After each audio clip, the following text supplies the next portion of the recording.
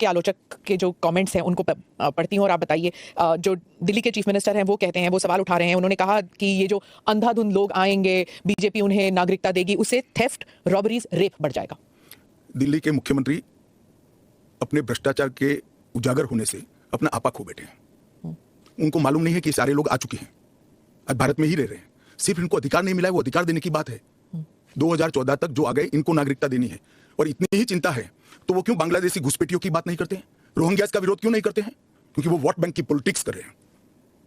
दिल्ली के चुनाव उनके लिए लोहे के चने चबाने जैसे हैं, इसलिए वोट बैंक की पॉलिटिक्स कर रहे हैं।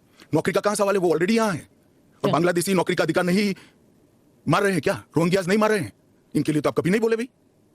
सिर्फ जो हिंदू शरणार्थी आए हैं, जो बौद्ध शरणार्थी आए, जो जैन, पारसी और क्रिश्चियन शरणार्थी, इसी का विरोध कर रहे हैं। वो यही कह रहे हैं कि आप अपने नागरिकों को नौकरी नहीं दे पा रहे हैं, और इनको स्मिता जी वो पार्टीशन के बैकग्राउंड को भूल गई हैं। शायद उनको जो निराश्रित आए थे, जो रेफ्यूजीज आए थे, इनके परिवार के साथ एक चाय पीनी चाहिए। अरबों खरबों रुपए की संपत्ति छोड़कर रेफ्यूजी बनकर यहां आए थे, दिल्ली के बाजार में सब्जियों की दुकान लगाई थी। मोदी जी ने विभाजन की विभीषिका का दिन मनाकर उसको हिस्ट्री का हिस्सा बनाया है।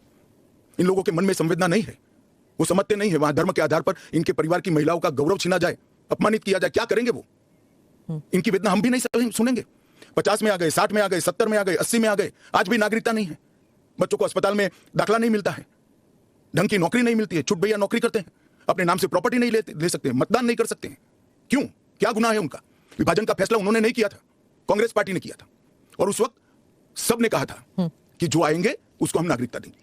अब अपने वादे से मुकर जाना, मैं मानता हूं कि हमें तो कम से कम मंजूर नहीं है। इनकी संवेदनाओं को भारतीय जनता पार्टी भी महसूस करती है, इस देश के प्रधानमंत्री भी महसूस करते हैं, और हम मानते हैं कि इनकी ये 75 साल की वेदनाओं का अंत कभी ना कभी आना चाहिए, और ये चुनाव के पहले आ जाए वो ठीक है। ठीक, मैं आपके आलोचक के जो कमेंट्स हैं उनको पढ़ती हूँ और आप बताइए। जो दिल्ली के चीफ मिनिस्टर हैं वो कहते हैं, वो सवाल उठा रहे हैं, उन्होंने कहा कि ये जो अंधाधुंध लोग आएंगे, बीजेपी उन्हें नागरिकता देगी, उससे थेफ्ट, रॉबरीज, रेप बढ़ जाएगा। दिल्ली के मुख्यमंत्री अपने भ्रष्टाचार के उजागर होने से अपना आपा खो बैठे हैं। उनको मालूम नहीं है कि सारे लोग आ चुके हैं, आज भारत में ही रह रहे हैं, सिर्फ इनको अधिकार